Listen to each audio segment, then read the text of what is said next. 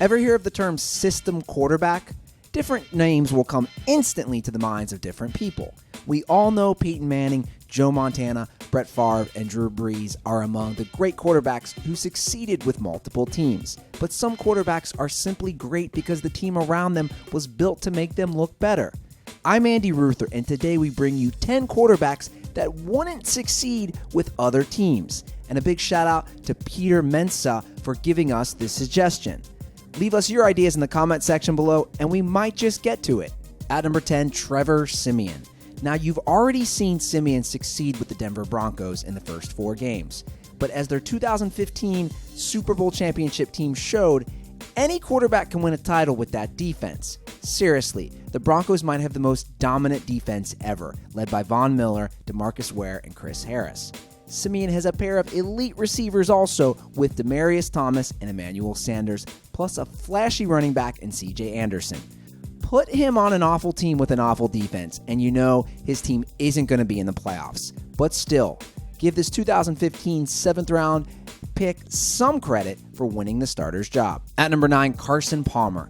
Okay, Palmer had some good seasons with the Bengals, but he really wasn't that great in his final years with the team. He was the definition of inconsistent, and his tenure with the Oakland Raiders was almost somewhat forgettable.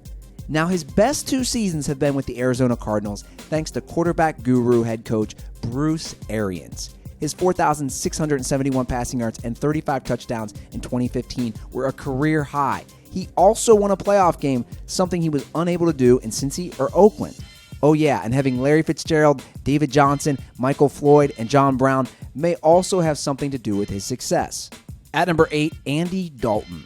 Dalton's been a solid quarterback with the Cincinnati Bengals, hitting over 3,000 yards in his first 5 years with 4 seasons of 20-plus touchdowns. However, his success can be attributed to having a top 5 receiver in A.J. Green, a top 5 tight end in Tyler Eifert, and 2 stud running backs in Giovanni Bernard and Jeremy Hill. Let's be realistic. How would he shine on a team like Cleveland, who lacks all of these talented playmakers? At number 7, Kirk Cousins. Cousins went from Robert Griffin's understudy to the starter in 2015, leading the Washington Redskins to the NFC East title. Cousins had 4,166 passing yards and 29 touchdowns that season, suggesting he's a franchise quarterback.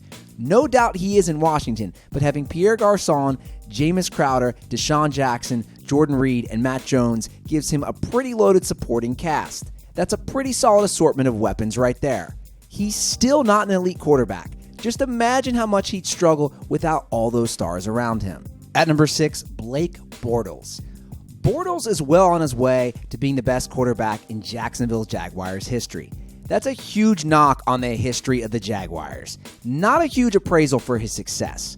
Bortles put together a solid 2015 with 4,428 passing yards and 35 touchdowns. However, one just needs to look at his helpers: Allen Robinson, Allen Hurns, Julius Thomas, and TJ Yeldon. That's a pretty impressive combination of pass catchers and running backs. Bortles threw 41 interceptions in his first 33 games, showing he hasn't taken full advantage of the stars around him.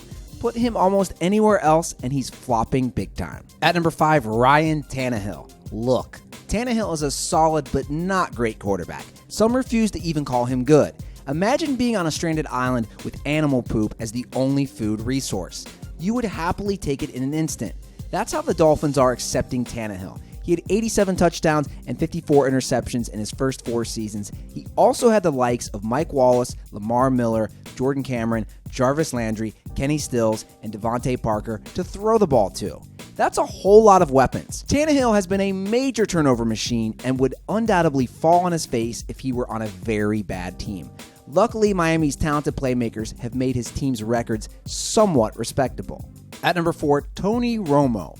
Plenty of haters will tell you Tony Romo sucks. Hard to agree with that, considering he's tossed 4,000 yards 4 times and 30 touchdowns 4 times.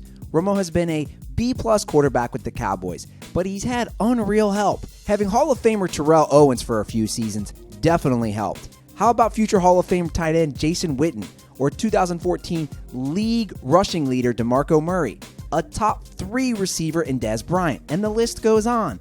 Oh, and that Cowboys offensive line that has helped make Romo a phenomenal quarterback? Now let's envision him elsewhere. It wouldn't be pretty. At number 3, Russell Wilson. Wilson has put up game manager numbers through his career. He's 3-1 against Aaron Rodgers, 2-0 against Peyton Manning, 2-0 against Drew Brees, and 4-2 against Cam Newton, and 1-0 against Ben Roethlisberger. Wait a second.